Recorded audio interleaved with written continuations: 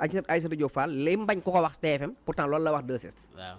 ña ngay jël Bougane di ko def nii di def nii daan ne presse bépp waaf nañ ci kanamu Sonko ba mu des TFM. waaw kon mi ngi critiquer yeneen télé yi. Babacar Fall keroog bi muy dal ci kaw Bart dafa njëkk ne Yoro Dia. waaw mi ñu fal ci palais bu mu bees bi. boo dégloo ni ñu bind ci Nations Unies bu discours Macky Sall bi di nga xam ne Yoro Dia daa jënd journaliste yëpp. kon crédibilité journaliste yi amatuñ ko loolu la Bart wax n'est-ce pas ci ñoom. kon dama ne Babacar Fall moo wax loolu ne presse Sénégal amatuñ crédibilité. salaamaaleykum patriote ziar naa leen baax dafa am benn information bu doy waar boo xam te ni depuis sànq mi ngi circulé ci toile bi que ni ay sénégalais yu jóge woon Côte d'Ivoire jaar Mali doon ñëw ci màggal gi donc seen bus bi defoon 70 personnes ñu ni 70 personnes yëpp sont portées disparues maanaam 70 personnes kenn xamul fan lañ dem ñu ni bus bi ay jihadistes ñoo ko attaqué ba kenn xamul instant yi fan lañ nekk te màggal lañ jëm si woon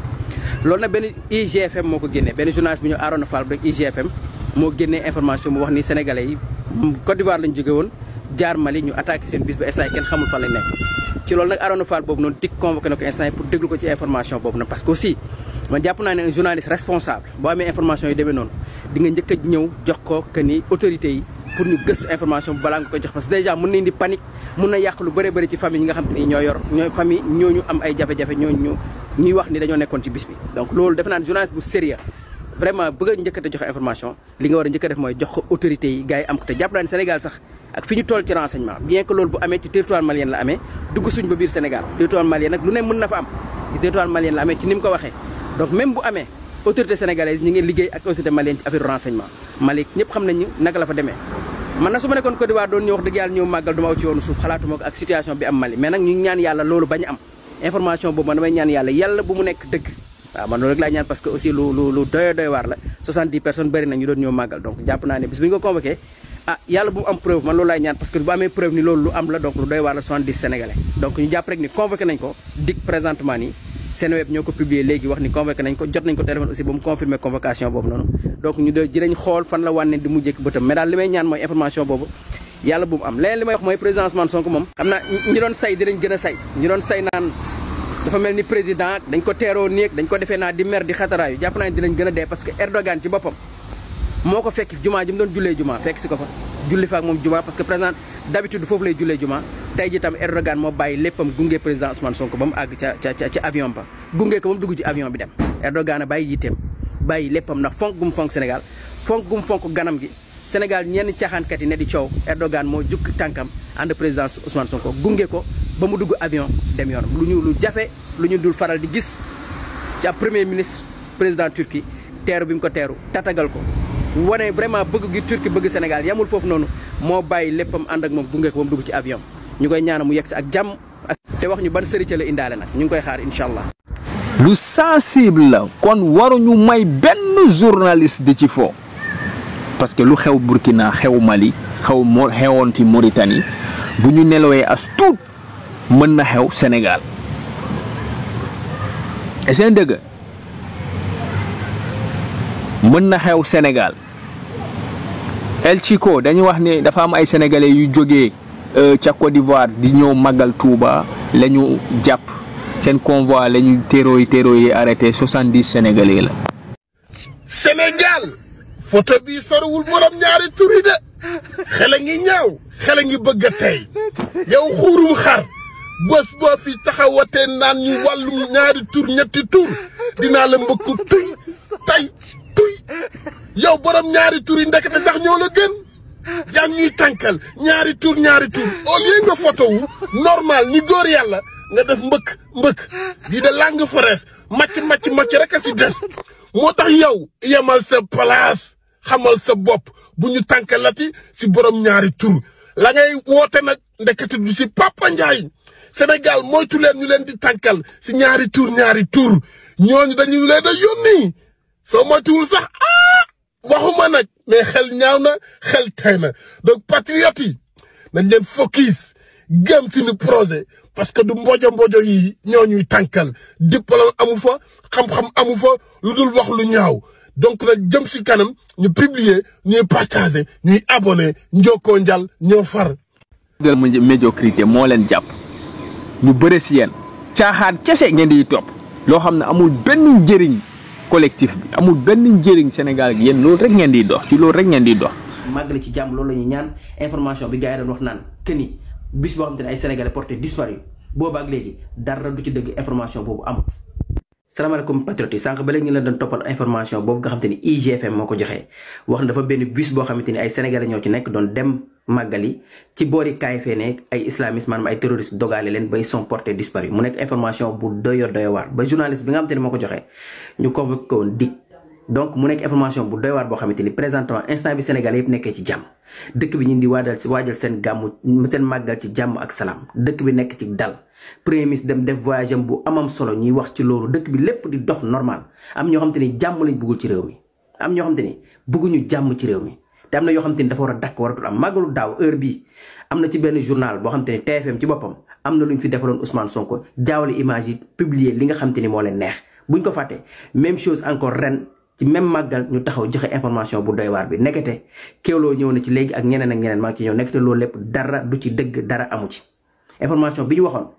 que ni dafa am 70 sénégalais yoo xam te ci benn bis ñu dogaale leen dara amu ci représentant association sénégalaise yi nga xam te ñoo nekk foofu nga xam te ñoo joxe autorisation bis yi dugg ak yi génn joxe nañ information ni loolu noonu amul dara du ci dëgg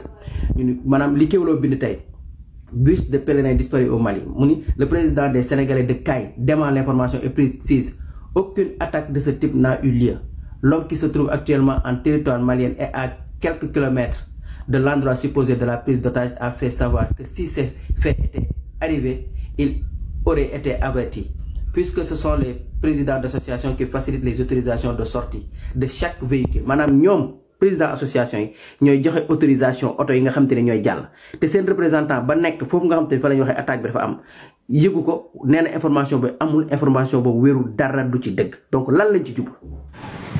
ay waxu taat waxu jàmbur vie privée jàmbur ñàkk fayda ba bëgg a dee voilà lii benn entre guillemets la ñuy ay vrai patriote te xam ban heure moo jot te xam lu nit ku ñuul soxla lu Africa soxla jamono ji yéen lay waxal partager leen tapoter leen ñu ñëw nag ci info bi comme quoi convoi Sénégal gi jógee ca Côte d'Ivoire pour dem màggal yi màggal Touba d'après journaliste bi boo leen xoolee ñu ne depuis lundi la tey lundi la ça veut dire une semaine bu bus bi quitté kenn yëgu ko kenn déggul passagers yi nekkoon ci bus bi voyageurs yi fa nekkoon ci biir convoi bi et seen dëgg convoyeur gi sax kenn déggu ko une semaine loolu la groupe Futur Média wax d'après ñoom seeni source xool leen rek média bii nu mu soxoree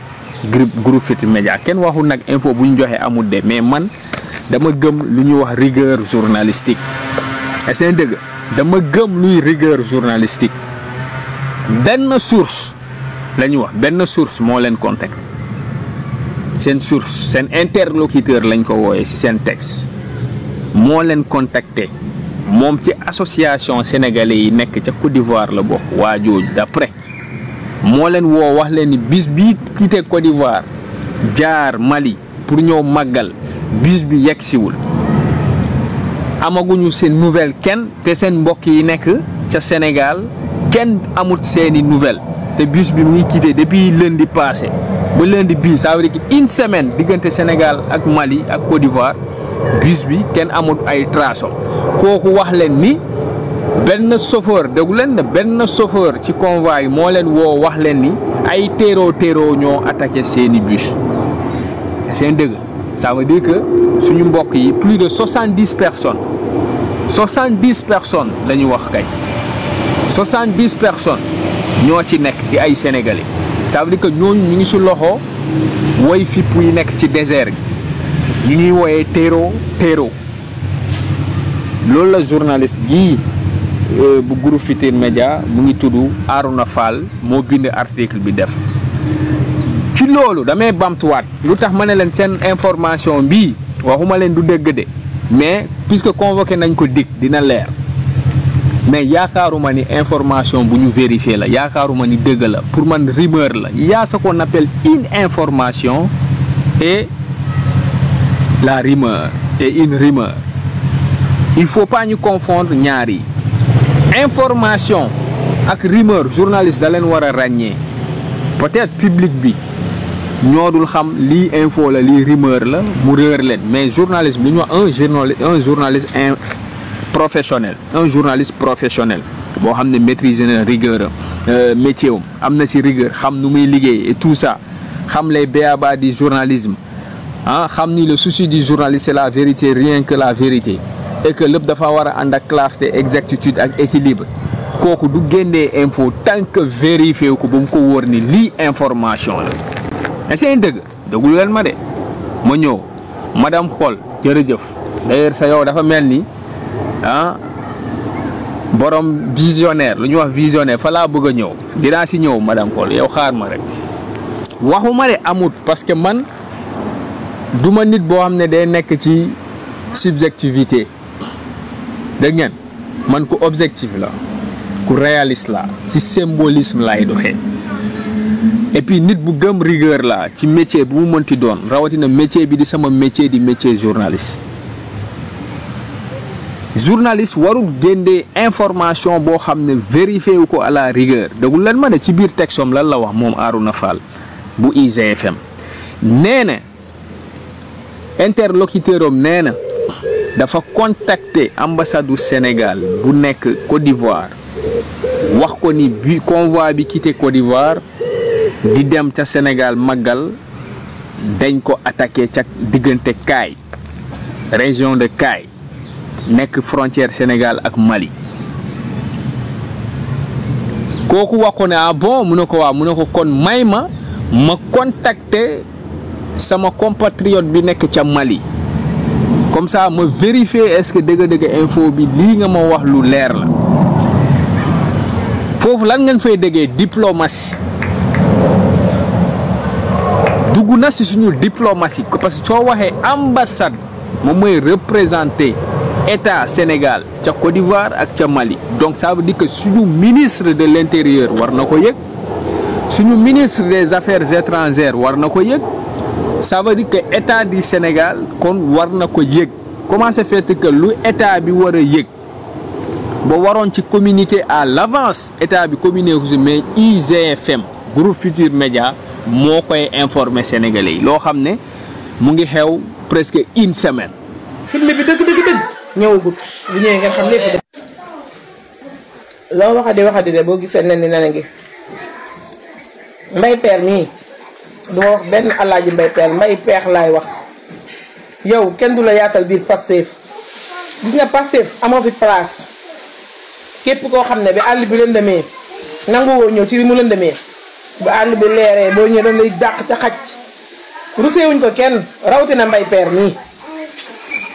magu naafiq yi ak magu rambaaj yi fumiste yi àndaloon ak Macky Sall am kenn ku ci yaatal kuñ ci yaatal Pastef du mën a ne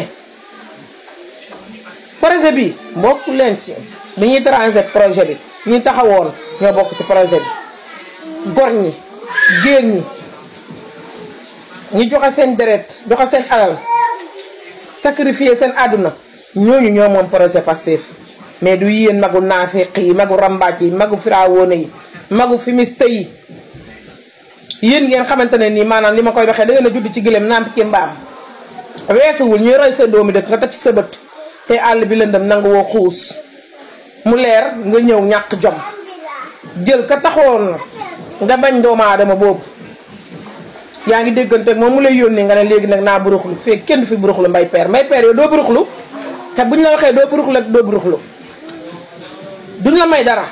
heure boo génnee wax Ousmane Sonko baax ba soobee yàlla ak yonent bi du tax nga dugg da dangaa taxawoon ne Ousmane Sonko ku bon la danga taxawoon nangu woo woon déglu lim daan wax nangu woo ñëw bi muy jàll ci lëndëm gi déedéet da nga ñëw ba mu leer nga ne yow da ngay dugg yow doo dugg yéen fi nekkoon na rey na tëj ñi fi war a taal seen kër dinañ ko taal yàlla dogal nag ci kattanam ak baaxam Ousmane Sonko nekk taal bi yàlla taal sànni ca ma tëggal fay ko comme da ngeen a naafeq yor seen rambaaj yor seen fumiste Pastef doo fi dugg de safuta wax naa ne dina ma woow ak bés bu ñu gisee Ousmane Sonko mu recevoir magu naafeq yi magu rambaaj yi magu fumiste yi ñi nga xam ne li gën a taal dëkk bi ñoom la li gën a yàq Sénégal li gën a tardé Sénégal ñoom la seen intérêt rek personnel moo leen ñor ñooñu duñ leen ma bàyyi mukk ñu dugg biir Pastef xanaa ñu dee ñu bakkan bii day fekk bakkan bi wadd lu ngeen ci bañul bañu ñu ko ci mbay peer mii du dugg ci biir Pastef de di burux la mukk foofu nga toog ci Pape Cheikh Diallo di rat di wax fa ngay yem naan moo baax ak moo gor rek mooy walliw kamil ak moo joxoon Diomaye yi fa nga yem de mais yow doo dugg ñu ngi lay xaar nag ba Ousmane Sonko woo la bés bu la Seydina Ousmane Sonko woowee wala mu recevoir la bureau ñu ci des nag moom bu leen neexee mën nga dem ci ñoom waaye ñun ki nga xam ne nii bi àll bi lëndëmee moo ñu xuusal ba ñu taxaw tey jot ci bakkan bay tala ñandu kooku ñun la ñuy waxal muy Ousmane Sonko du la mës a recevoir nañ toog di seetaan te ñi nga xamante ne ñoo rayante woon ci àll bi ne fi ñi nga xamante ne ñoo joxe woon deret joxe seen doole joxe xaalis ñi joxe bakkan tëdd ci almeer yee ñu war a dem recevoir seen waajur yi ñu ne recevoir yow loolu yeggaguñ ci ak ñi nga xam ne dafa yàq seen àdduna Macky Sall lépp bi mu koy def mbay peer yaa ngi ci digg dëkk bi loo ko ñaanoon mu bàyyi soo ko ne woon bàyyil ndax àdduna du kër waaye danga ne ko 3e mandat lañ lay laaj yaa ko wax di nga taxaw ne ko 3e mandat kon doyaloo ndax milliards ak 7 millions xaw ma 7 millions ku koy jox doomi aadama te ñeneen ñi di fande Sénégal yàggatuma ranke ngeen génn di duud rajale ku dàqa fen nga ne kii la ku gën a yor ji koy naa fekk ji koy firawoone nga ne kii la ku nekk génn di ratat ak sa làmmeñ naan waaw ñii bu ñu mënul ñii bu ñu mënul ñi ñoo mën seen baay yi mën seen ndey yi mën seen ndey yi gën a jàmbaare seen baay yi moo tax ñu ñëw pour àngu Sénégal pour mu baax ba faw li ci yàqu waq yoon yi fi nekkoon ñu fexe defar ko Ousmane Sonko li dagg seen xol yi ak seen muuti gi du dara Turquie ga mu demoon ak siin gii lijjanti fi loo xam ne seen baay Macky Sall mësu ko fee lijjanti loolu lay dagg seen xol yi te dangay dee nag te su ma leen waxee di ngeen dee rek di ngeen dee ndax gaañoogu leen ndax lii nii lancement la film bi dëgg ñëwagut bu ñëwee ngeen xam lépp. est-ce que dégg ngeen bu baax lu may wax presque une semaine bu muy xew tapoté leen gars yi tapoté leen góor lañ ci tapotage lan ngeen ciy gis mooy désinformation mun na nekk intoxication pour que ñu fàttee voyage Ousmane Sonko ca Turquie di ab victoire bu mag a mag a mag parce que sans doute il faut le dire Ousmane Sonko tukki bi mu tukki ca Turquie victoire bu mag a mag la est-ce que dëgg il faut que ñu wax ko mu leer te am na mbojo journaliste chroniqueur am na ay soi-disant organe de presse soi-disant journaliste soi-disant opposant soi-disant politicien yoo xam ne lii Ousmane Sonko def ci jéego nu mu rafetee fee ca Turquie neexu leen madame Koll loolu la fi wax tout à l'heure ci commentaire c'est-à-dire que justice démissionne devant monsieur mu génn waxaat ko ab semaine a ngi nii dara fekk ko ci pourtant defaat c'est prévu par la loi la peine doit être plus sévère mais li ñu constaté mooy justice daa mujj abdiquer ci wàllu Moustapha Diakhaté parce que fa mu toogoon di def conférence de presse waru fa woon jóg bi mu réitérer les mêmes propos yi taxoon mu dem tëddi kaso lii nag day firndeel li ma doon wax rek façon bi justice di doxee day discréditer état bu Sénégal responsabilité yi aucun magistrat n'est élu aucun administrateur de la justice est élu son excellence le président Bassirou Diomaye Faye yow la ñu fal à la fin de ce mandat Ousmane Sonko en premier yow nga topp ci gannaawam yéen la Sénégalais di demander des comptes réussir une prouesse économique du leen mës a dédouaner face aux actes criminels yi fi xew te àttewuñ ko neew naa leen le fait que ministre bi transmettre na procureur pour ñu instruire mbiru dossier boobu man dama ne c'est de la poudre aux yeux liggéey bi mi ngi tàmbalee fa ñuy bindee président assemblée nationale envoyé ko ay tour ne leen nañ lever seeni immunité parlementaire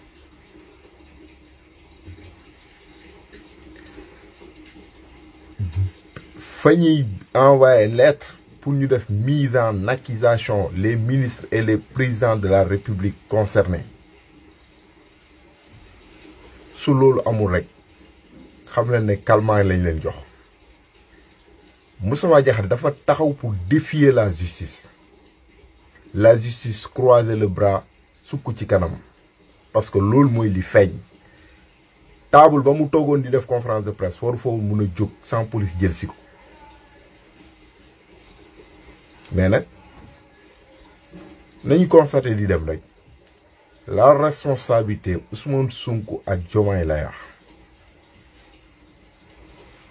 Ousmane, tu es le dépositaire des suffrages des Sénégalais fëggan nga ci table bi mu am lu changé son excellence nag moo war a def li mu war a def ci wàllu justice dama ne justice bi accompagné Macky Sall ba mu déroulé li muy déroulé cette même administration de la judiciaire mënu fi des ba léegi bëgg a doxal ay résultats l'administration judiciaire bi àndoon ak Macky Sall tey buñ jigee Simer Diouf di jéem a taxer les politiciens de populistes jugement de valeur yooyu mën na ñàkk parce que tey ci ay magistrats am na si ñoo xamante ne gis nañ seen taxawaay ci diggante 2021 ba 2024 dossiers yi indi Sénégal jafe-jafe yëpp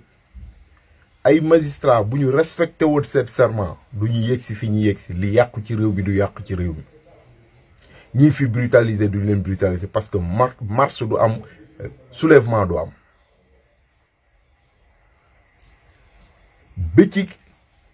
ki nekkoon CDC ay magistrats atte nga nekk position administrateur bañ li ay magistrats atte te pourtant yéen a bokk corporation njiitu CDC ci jamono jooju c'est un magistrat de carrière c'est un magistrat de formation bonne ci mbiru Mame Mbaye Niang gis nañ vice de procédure yi gis ay jafe-jafe yi ci am gis fast track bi ci am pourtant ay magistrat ñoo ko def ba ci conseil constitutionnel gis nañ mbir yi nam fa demee woon ci réception des candidatures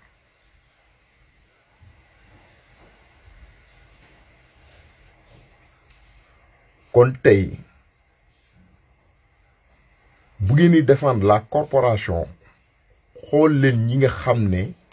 respecté wuñ seen serment te nekk seen biir ngeen yedd leen d'abord door a yedd politiciens yi parce que entre yéen ak politiciens yi les politiciens ne sont pas sous serment par contre yéen vous êtes sous serment tey bu politicien toogee di jox ay directives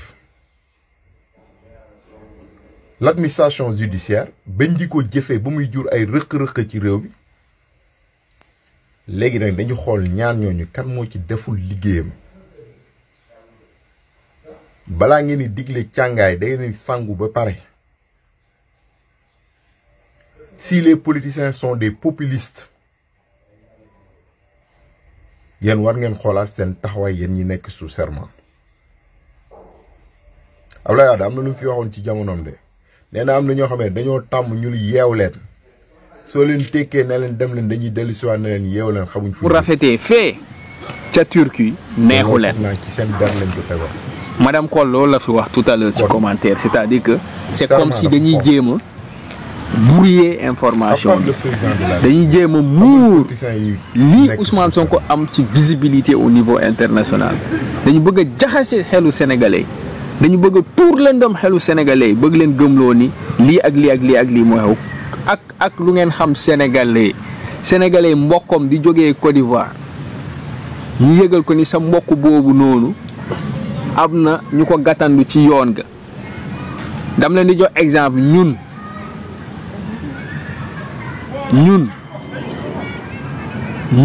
waa Casamance par exemple bu attaque amee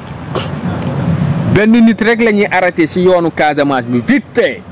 fait laa la wax nii Sénégal bi yëpp yëg ko rajo yi yëpp wax ci fii nag 70 personnes yu ñu arrêté diggante Côte d'Ivoire Mali Sénégal ñi ne ay terror ñoo leen arrêté ngeen jàpp ni seen famille dañu toog noppi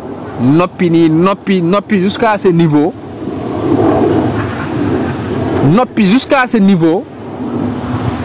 ba léegi IGFM moo ñuy informé sama gaay xam nga li ni mel yàgg na am Sénégal mais dinaa si ñëw il faut que ñu xaar puisque Arouna Fall convoqué nañ ko ca DIC d'après publication Sénégo article Sénégo ñu ne waa DIC woo nañ ko journaliste IGFM boobu noonu nañu xaar ba xam lan la fay jëlee gis nga bu fa demee bu fekkee lu mu wax dëgg la DIC dina ko bàyyi mu ñibbi bu fekkee nag dafa doon def yëfi caay-caay moom ak patron de presse yi ak rédacteur en chef am ak directeur de publication dinañ ko fa denc garde à vue la jëm direct seen dëgg dinañ ko fa denc dina dem garde à vue direct parce que dëkk bi duñu may ay caay-saay ay kuluna yuy fooyee xelu sénégalais duñ ko mayati kenn est-ce que yéen dëgg donc pour wax leen ni Ousmane Sonko dafa dem ca Turquie mais ñii xaaral ma dugal leen ci photo yu ma monté pour ñoom parce que monté naa ay photo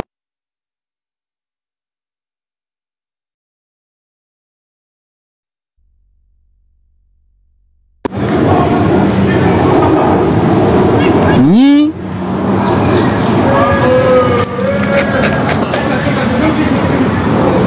journalistes yi di ngeen gis ni tellement que dañu nekk ci conflit ak Ousmane Sonko tellement que dañu am benn haine ak patriotes yi tellement que dañu hainal patriotisme tellement que ainsi dañu nekk di xeex ak ñun que ils sont prêts à tout une cacophonie de complexés qui prennent leur aigreur pour de la lucidité. C'est dëgg une cacophonie de complexés qui prennent leur aigreur pour de la lucidité ñii bàyyi ma agrandi ko ngeen xool parce que da ciy baax ngeen gis ab journaliste la ñu amal affaire nag mais un journaliste panafricain man duma comme ñoom doo leen musa gis jamais au plus grand jamais ab journaliste Occident buy liggéey goo xam ne day rabaisser Occident pour lu neex africain yi doo leen ko musa gis ñoom seen journalistes yi gannaaw le fait que ñu ne leen ay journalistes professionnels lañu ay patriotes lañu lu arrangé seeni réew ñoom ci loolu la ñuy ne et seen dëgg lu arrangé seeni réew journalistes occidentaux yi ñoom ci loolu la ñuy ne bu jaree sax déglu leen ma de bu jaree sax nelawal africain yi pour que Occident Europe Amérique gagné exploité sous-exploité surexploité nit yu ñuulee africain yi ñoom dañ ciy liggéey mais jamais ngeen gis journaliste Occident buy mel ni journaliste Sénégal ngeen di gis lu arrangé Sénégal te arrangé wut occidentaux yi mu taxaw xeex yàq loolu le delloo loolu gannaaw journaliste Sénégal ngay gis luy yàq Sénégal te war a arrangé occidentaux yi defar Occident moom pour intérêt am boppam moom kese moom ak patron de presse am mu këpp ci suuf même vocabulaire la ñu yor que ñuy noot dergu ñuul ñoom même vocabulaire la ñu yor ñoom ak ñeneen opposants yi nekk foofu sur place yàgg naa leen ko wax mais ñun la ñu amal affaire xam nga man dama jàng presse comme ñoom ñu bëre si ñoom sax wax wolof rek moo leen boole ak micro yi parce que dañ ñu gën a dégg wolof mais ñoo leen gën a intelligent xam ngeen ni Bouba Ndour man du ma moromam xam ngeen ni Badara Gadiaga du ma moromam xam ngeen Abdou Nguer man du ma moromam xam ngeen ni ñoom Char ak ñeneen yi toog foofu seen plateau yi ay jamono ñoom Birima ñu si gën a bëri ñun du ñu seede morom ñu bëri si patriote du ñu seen morom ñoo leen gën a diplômé gën leen jàng gën leen xam aduna gën a xam situation géopolitique mondiale actuellement nu mu demee mais ñoom dañu am chance nekk xarit Youssou Ndour di ànd ak Youssou Ndour nekk ci réseau Youssou Ndour ñi ñàkk dépense Youssou Ndour jël ñenn si ñoom yóbbu leen taaj leen foofu ñuy wax matin midi soir di ñu manqué respect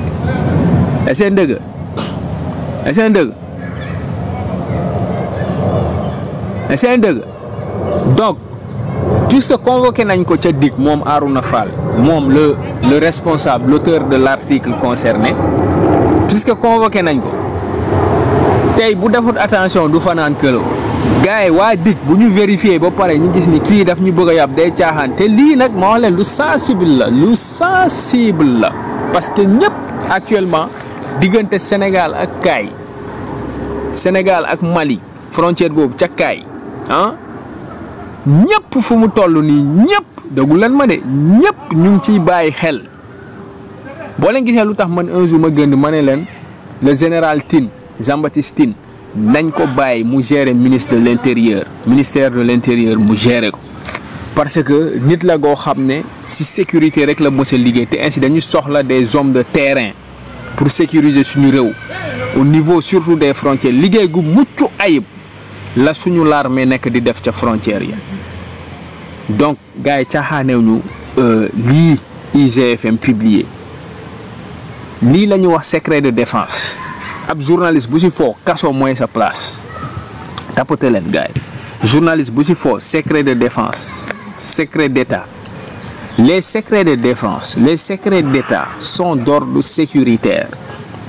les secrets d'état sont d'ordre sécuritaire lu sensible la kon waruñu may benn journaliste di ci foo parce que lu xew Burkina xew Mali xewoon fi Mauritanie bu ñu nelawee as tuut mën na xew Sénégal est-ce dëgg mën na xew Sénégal El Chico dañu wax ne dafa am ay sénégalais yu jógee ca Côte d'Ivoire di ñëw màggal Touba la ñu jàpp seen convoi la ñu téro yi arrêté 70 sénégalais la. Bouba Ndour seen stratégie bi mën ta marché comme waa Pastef dañoo banque seen loxo bañati ñëw seen télé boobu bañati ñëw seen jàkkaarloo boobu ngeen yaakaar ne bu ngeen di sosal gouvernement bi di sosal ñi fi nekk dina tax nit ñi ne nañ dem défendre seen bopp ci plateau yi c'est une stratégie vouée à l'échec Kër Dof yi ci sos lañ dëkk taxul mbir yi changé Pastef bu ñu leen wane gannaaw wane leen gannaaw jeex na wut leen beneen stratégie te stratégie bi gën ci yéen mooy def leen seen liggéeyu journaliste informé juste et vrai ngeen génn ci seen yeefu tàppale yi Sénégal 18 régions man gëwuma ne sax da nga xamul ñaata région moo am ci réew mi xeetu tàppale yooyu ngeen di def rek pour gars yi focaliser wu ci seen jëmm yi di leen 72 heures vous ne méritez pas ça nit ñi ñoo war a def croix ci yéen ak seen télévision jàll ci leneen Sénégal fii 2021 ba 2024 dëkk bi jaar na ci jafe-jafe yu nekk sama tëdd bitim réew naan day préparer album te album boobu ba léegi kenn gisu ko waroon taxaw jël position pour le peuple ànd ak peuple bi defu ko jël média yam prêté ko Macky Sall